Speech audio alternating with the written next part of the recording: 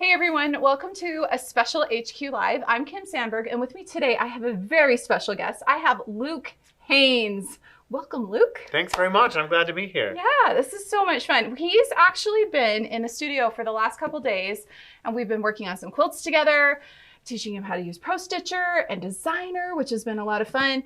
So, moving along in your quilt journey, you've actually started in the last, I'm not sure exactly how long you've been doing it, but you started doing some other quilts, and they're actually the quilts that we've kind of been working on while you've been here in the studio. And we've got some fun footage that we will share with you. So they're affirmation quilts. We've been probably doing them for, we'll call it 6 months, so not very long. It's a collaboration between me and my wife. She writes the affirmations. She's got a long project called My Affirmation Project, where she presents these public art affirmations. Yeah. And so she writes the affirmations, and I'll make the quilts, and we'll put them into the world, and they're for free. Whoever finds them gets to keep it, and there's no labels on it. There's none of, my name's not anywhere on there. Her name's not anywhere. So there's no kind of attribution. We're not asking for anything back. It's just a pure gift of affirmation to the world. And so we actually got to make one here, which was really fun. We did. So I got to use the Pro Stitcher and design software to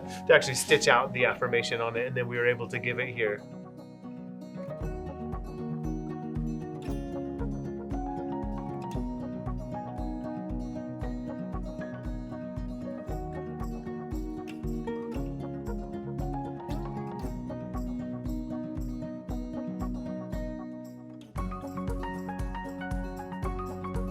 So making an affirmation project, an affirmation quilt has all the qualities of the affirmation, which are words to sort of uplift and kind of encourage, affirm people as you would. But then it's attached to a quilt. So this handmade sort of warm comfort object that you can use on your bed, couch, picnic, trunk, whatever you want to do with it, which is sort of the beauty of quilts, this kind of functional history. And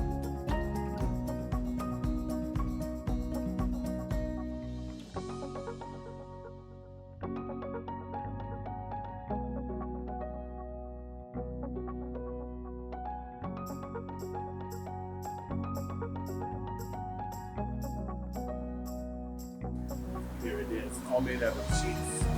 And the letters are done with couching this time. I was trying sort of a different technique than before.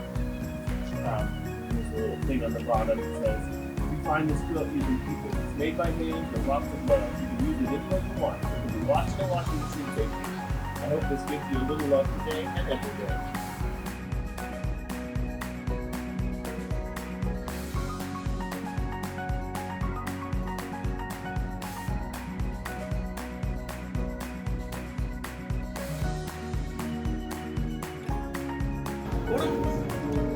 Read it.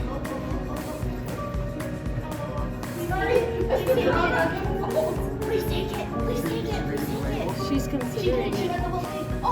She's considering it. Grab it. Grab it. Sure. We gotta go out there. Go out there.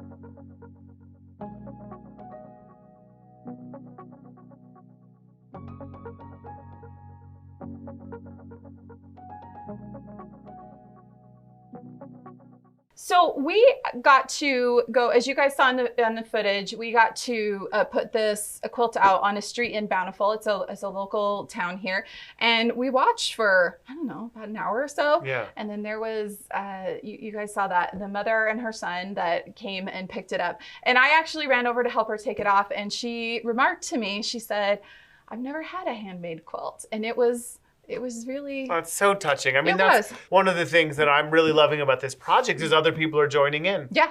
People around the country or hopefully around the world are making affirmation quilts and then dropping them for free. And some people are making just quilts and dropping them for free. So what I was asking is that if anyone wants to do an affirmation quilt, use the hashtag affirmation quilts. That way I can see it, because I really would love to see everyone do it. And then you could post pictures, and then everyone else who posts them can all kind of share in that kind of wonderful giving spirit. And if you want to just give quilts, you don't have to put any words on it. Just use the hashtag we've been using for those is Quilts for Humans. I love that. And so you could just give quilts out into the world and, put them somewhere with a big tag that says, this is for free, enjoy, or something like that. So just a way to give back. I mean, because, we as quilters, get so much from giving. Yes, you know, there's such we a history do. of quilting that Yeah. are for family members, for loved ones, you know, in every direction. And so it's really nice to do that kind of on a global scale, kind of give to your community or give to other communities in a way that's sort of warm and affirming. Yeah, I love that. Yeah, we'd love to see your pictures too. As Luke mentioned, use those hashtags, and also, you know, you can leave something in the comments if you've had a touching experience or you've given somebody a quilt. We'd love to hear about it. Yeah, absolutely. Yeah, really fun to be here. I've been having such a good time learning from you guys on how to use the machines and all the cool newfangled gadgets and all of this. It's sort of revolutionized my quilting, which I've been doing full time for 15 years. So to be revolutionized is a big stamp of approval. So really appreciate it. But anyway, so I'm a quilter, as she said. I come through fine arts and architecture. So I'm sort of coming at quilting from the left side and learning more about the history of it afterwards. Yeah, it's a little bit of a different entry point. So you, like you said, architecture, fine art. So how did you find your way to quilts? Had you been sewing before? Did you grow up sewing? Do you have quilters in your family? So my great grandmother quilted a lot, but so I grew up near sewing and not necessarily, you know, sewing myself. Sewing adjacent? Yeah, sewing adjacent, exactly. But my gateway craft, as I like to say, was knitting. So I knit forever and ever, you know, from like 7th grade on, you know, however many socks and sweaters and scarves and hats and things. I do know. And that kind of worked its way into bigger and different projects. I went to art school, so I was at a conservatory for art, and I decided to see if I could make a portrait out of fabric. And that was kind of, it wasn't necessarily, I didn't think of it in terms of quilting as much as, can I make a portrait out of fabric? Yeah. And then was like pulling, So then I started to pull in quilting and learn more about quilting after that. Okay. That's awesome. So how did you, like, what were some of the first quilts you made? Like, I know I've seen like your log cabin exhibitions, your portrait exhibitions, like. So actually most of my first quilts were just experiments on can I make a picture in fabric, you know, ways of using fabric, ways of engaging with the medium. And then afterwards, so I made a show of 50 log cabins, and that was probably 7 or 8 years into my quilting. So I probably made 200 quilts at that point before I started, learning about quilting, quilt patterns, quilt history. I mean, I knew some, but the log cabins came at a moment where I said, okay, I better learn about what quilting means and where the kind of vernacular of quilting is built from. So I made the first repeatable block, the log cabin block, and made a bunch of iterations of that to kind of understand the language, the alphabet of quilting, if you will. Yeah, very good. Okay, that's cool.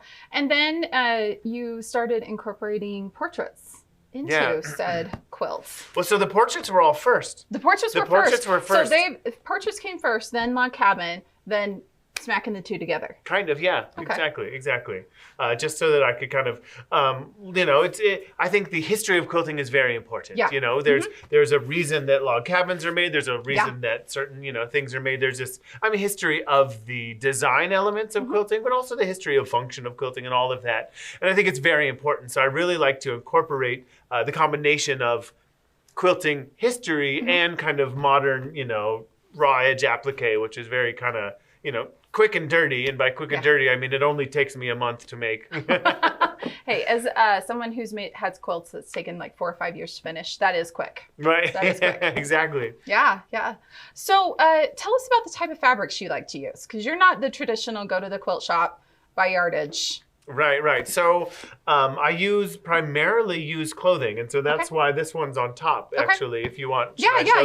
Let's start talking about some of your quilts here. So this one right here is a portrait of a friend of mine, and so the series. Oh, so cool! I took a picture of someone. I told him to bring a handheld object of importance, and so he's holding his roller derby helmet. Oh, that's what that is. Okay. And then I said, "You're going to leave me the clothes you came in." So his portrait's made out of his own clothing that he came and got the picture taken in. Wow. And then the background is all made out of the clothing of the area. He lives in Seattle, or lived in Seattle at the time. So this is all clothes from his city right here. So it's kind of his clothing on top of the clothing of the city he lives in. So it's this sort of layer fabric conversation with functional utility garments from the area. So, okay, so I want to just turn this like this a little bit and we'll get a few close-ups this way. So these are the clothes he was wearing that day. So we're talking, oh yeah, you've got like definitely like a shirt. And These are his pockets. His the inside of the pockets. The inside of the pockets, okay. So yeah, I just got a pants and a shirt. So the pockets here and the shirt and then the pants. Awesome. And roller derby helmet. And then, so all of the fabrics, these red fabrics for the log cabin in the background are from thrift shops in Seattle? Yeah. Oh, that's pretty cool. All from thrift shops. I love that I'm actually seeing like some classic Seattle plaid. Yeah, I'm seeing some you've got here. you have some, corduroy. You've got all kinds of different stuff. And one of the reasons I really like using reclaimed garments is that there's already sort of a story to them. And we have such a nostalgic entry point to the fabric. Corduroy is nostalgic of a very particular era. This satin right here, plaids. There's like a felt. Yeah, there's felts. Like this would have been like a wool jacket, I think. Yeah. So there's all kinds of different substrates in here that you get to kind of engage. I think it makes the object more interesting as you kind of learn about it. I totally agree. I'm like starting to go down the rabbit hole of identifying fabrics. Yeah, this is fantastic. This is so cool. So tell me about the quilting on it, because I see you just kind of back and forth. Yeah, so I just went directionally on, so every other block just alternating. Just to kind of give it a really nice clean finish so that the figure kind of popped off. And you can see that on the back here. Wow. You can kind of see how the quilting. So you actually did the applique. You made the quilt top, and then you did the applique and you put it down with the quilting. So did you use a domestic machine for this one, or is this one that you did on the Longarm? No, this would have been the Longarm. Okay. Based on all of this quilting, I certainly wouldn't have done that on a domestic. I know I tried some of this back in the day on a domestic machine, and it's like you starts out really small and then it gets bigger, right? So you see where the top to the bottom. Well, that is so cool. So raw edge applique, and so tell me, can you talk a little bit about your process of how you take a photograph and turn it into this beautiful raw edge applique? I just love it. Sure. So, I mean, there's a lot of different ways. I've been teaching some fun classes on it, which is very fun. Come on over to Luke University. So you can do it by hand, sketching it out. You can do it by projecting it on the wall, tracing it out. Okay. You could print out a picture and then put sort of a clear paper on, trace it out. There's also some programs, Photoshop, Illustrator. There's different ways of engaging, sort of going from image through engagement to this, but yeah. Oh, that's really cool. So yeah, this is such a cool quilt. And your binding is, once again, it looks like it's the stuff that's left over from the leftover clothing, yeah. Oh, that's so cool. Okay, I'm totally impressed. I'm absolutely loving this. That is so cool. So how many quilts have you done like this that have the log cabin? Because this one is your iconic log cabin in the background. And then you've got your iconic portrait on top of it. So this particular series of these smaller ones with the portrait of the person, I made 15 of for this show. And they're smaller because I only had the clothing they wore to make a portrait. Whereas if I'm making a portrait as big as this one behind me, I'm going to need your whole wardrobe. Yeah. You don't want to send someone home in there. Yeah. Yeah. We don't want to go there. But so for this series, I probably made about 15 of them. Wow. But as far as like portraits go, hard to say. I could look at my spreadsheet and see. I mean, probably. I love that you have a spreadsheet. Probably, 150 or so portraits. Wow. Maybe more. Wow. Okay. That's amazing. So, enough said about this quilt. You want to move on to the next one? And let me know too when you want to jump back to this one here, this awesome one. I feel like I'm in front of a blue screen. Yeah. Blue. So awesome. Okay, so this next quilt, this is super unique. You want to talk about this one next? Yeah, absolutely. Okay, so let's talk about this quilt because this is an entirely different approach. Right. You didn't piece this, right? No. So this is a antique quilt. Probably 100 years old or so. You could get a historian to give you a really better era, but you can see actually a lot of the fabric is degraded. It's probably something with the dye. Maybe there was an iron oxide that they use for the reds or browns. And so what I did is I heavily quilted over it to hold it all together. Yes. And then came back and appliqued on top of it. So this one is this picture of a balloon dog. I know, I love it, which is the same as, is it? Similar. I mean, the one I'm wearing is a poodle, but... Same series? Same series, exactly. Very this was cool. the first one of this series. Okay. And you did some really awesome piping around this. Actually, so this piping and reflective. I love it. I love it. And the binding is also in that same reflective material. So if you take a flash photo of it, it will shine around it. Oh, that's, I think I've actually seen some of the pictures like that. Mm-hmm. And it's actually also quilted in reflective thread. So the whole dog will shine if you take a flash photo of it. Oh, that's really cool. That's really cool. So so what gave you the idea to do this, to take an old quilt? Well, so in the same way that I'm taking sort of, again, here's a traditional pattern. This is called a Dutchman's puzzle. It's a variation on the flying geese where you kind of arrange them. There's more names for this than I probably have, Yeah, absolutely. Seriously. days in a year, but that's the title that I came to when I found the block. So, traditional patterning here, and then kind of modern applique on top, and this kind of conversation between these techniques. Yeah. And so coming to this quilt, it's the same thing, only pushed a little further. So this is literally a traditional quilt. Yes. This was made before I was conceived. Yeah. And so there's a conversation that I get to make between this existing, interesting, powerful, valuable object and some technique that I can bring to it. But this one was ready to be thrown away. You can't, no. I mean, it's got holes clear through it. I noticed this right over here. yeah, exactly. So I get to kind of give it a new life. And just the same way as taking old garments and creating a new life for them as a backdrop, I've done the same thing, only more overtly here. I've taken the old backdrop of this quilt and given it a new life to honor what the history came from, but then kind of adding this newer conversation on top of it. Exactly. Now, did you add another piece of fabric to the back? Or No, is that this was the the original back. backing? So the backing... You can tell because of all of the discoloration from its age. Yeah, I can see that now, but it's interesting how this fabric has held up so much better than all the stuff you can on actually front. see some where they've fixed look at it. That there. There's a little bit of like patching from the original owner. A little bit of stitching right through here. You can see that's the original hand stitching. That's so cool to have a little bit of that visible, because I'm sure the rest of the quilt is actually even right hand here, pieced. you can see that it's hand quilted. So you can see where the quilting would have been done originally. And do you know the name of this pattern? I was looking at it going, I love this pattern.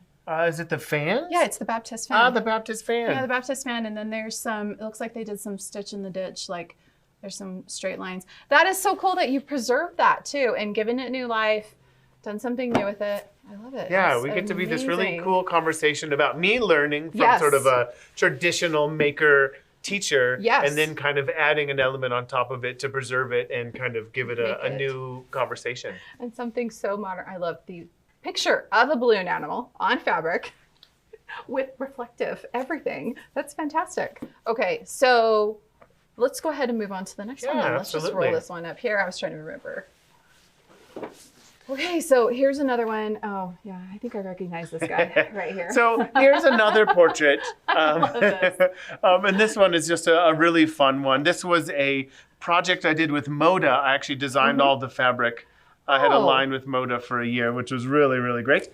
So this is all fabric that I designed with them. So these fun sunglasses and these really beautiful wovens for the figure. So I put this together with all of that fabric, but the background being really simple. So just kind of a really simple and slightly different technique for the portrait and the kind of figure. And one of the other things that I wanted to bring this one for is it's kind of a foreshadowing for a lot more of the work that I'm doing now, which is all of these sheets. Yeah. So sheets as kind of the quilt, although, they've always been the background of my quilt and they continue to be, or the back rather. Yeah. I've been doing a lot more of them as the background, sort of behind the figure, or as the quilt itself. Right.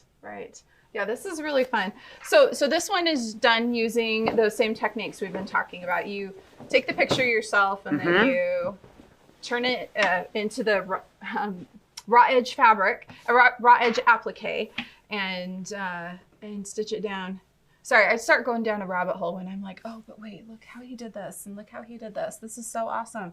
So much fun to see. And all done on the Longarm.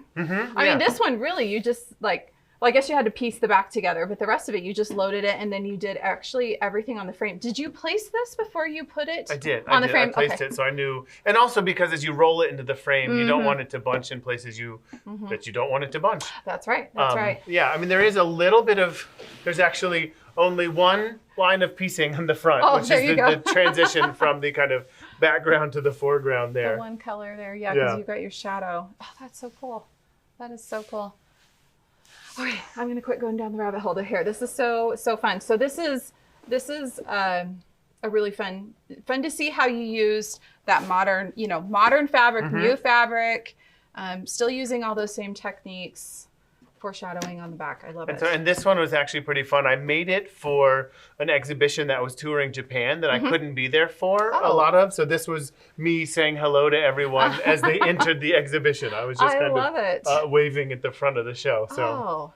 Yeah, darn, you didn't get to go to Japan with your quilts. Well, I did, but I wasn't there the whole time. So thankfully I did get to go to some, which was really, really fun. The quilts are in Japan and I'm not. What is wrong with this picture? Exactly. Yeah. No, that's so cool. Okay, so let's keep this one here on the table because we gotta have something fun to look at. AKA you. AKA my mug. Yeah. So let's talk about this quilt back here because this one, I think one of the very first things I ever saw of yours, you had a bunch of quilts here actually at Handi Quilter hanging, and I walked in and I don't know if it was this one, but I remember you had a bunch of portraits. Was this one of the ones that might have been hanging or? Probably. I mean, I've had it for a little while, so. And I was like, who is this Luke dude? Because obviously, wow. So tell us about this, because you talked already about the background pattern on this one. So what's the fabrics you used in this one? So, I mean, again, the background is all reclaimed clothing. I mean, if you get up close, you can see there's, jersey. Here's some like sports shorts, with the number on it. There's actually these Dr. Pepper pajama pants. I see the Dr. Pepper. This was one of those reusable grocery bags that melted a little bit under the iron.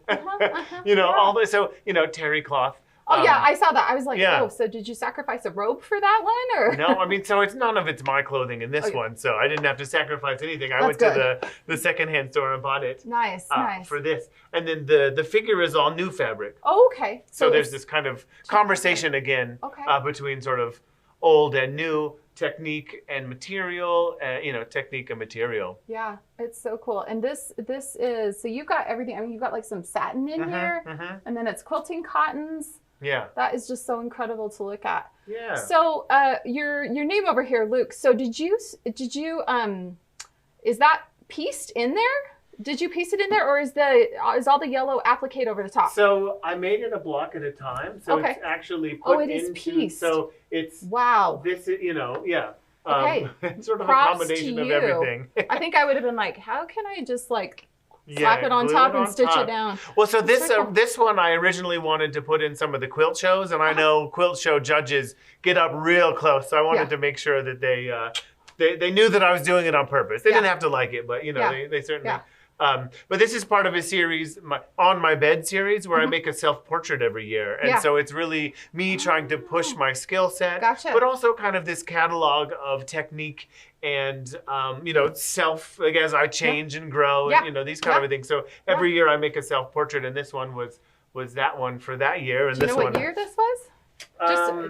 Sorry, let's see. I think it was probably 2012. Okay. No. Excuse me, 2014. Okay. Maybe 2014. So 8 years ago, and then this one was. That would have been 2017. Okay, 2017. Awesome. I have it all written down. You'd think I would know it, but.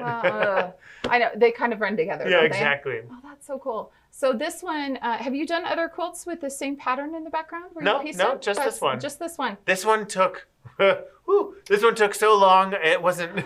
I mean, I enjoyed it, but in terms of like output per year, I don't necessarily want to kind of spend months. And plus, this one I did wrong first, so I actually had to redo the entire background. It just wasn't the colors didn't pop in the way that I wanted them to do. Gotcha. So I actually redid the whole background. So it took so long.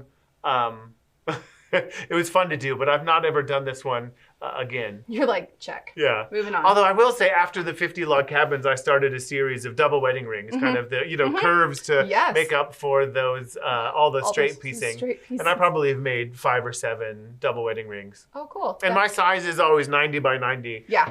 That I make. Unless if it's just those smaller ones. Except for, I mean, I certainly make some smaller ones, but if it's a quilt, it's 90 by 90. So you can use it on a bed. Right, so I can use it. That's your point. You want them to be used. Okay, that's awesome. Well, this is just, it's awesome. I think I need to make one. We'll have to decide who the portrait's going to be, though. So Luke, I know that you teach classes. So tell us where people can find you to do some classes. Oh, that's so fun. I actually teach every month online. So you can come pop over to my Instagram. You just search Luke Haynes. It'll come up. It's at Intrapies. That's an easy place. I post about it there. Okay. My website, luke.art. Really easy. Just www.luke.art. Perfect. And so you can find it there, Luke University or whatever. But, I teach a lot of different kind of fun, modern kind of techniques to kind of push people out of their comfort zone. I'll probably be coming back and teaching here, hopefully, fingers crossed. So we can, you can come show up here, and I'd love to teach you in person, and that'd be great. It would. It definitely will. And we're working on it. We are working on it. So we want to say thank you so much for coming. It has been such a treat having you here, and I can't wait to have you come again. So we want to tell everybody thank you so much for watching. Be sure to give us a like, subscribe to our channel, and have fun quilting. We'll see you next month for the next HQ Live.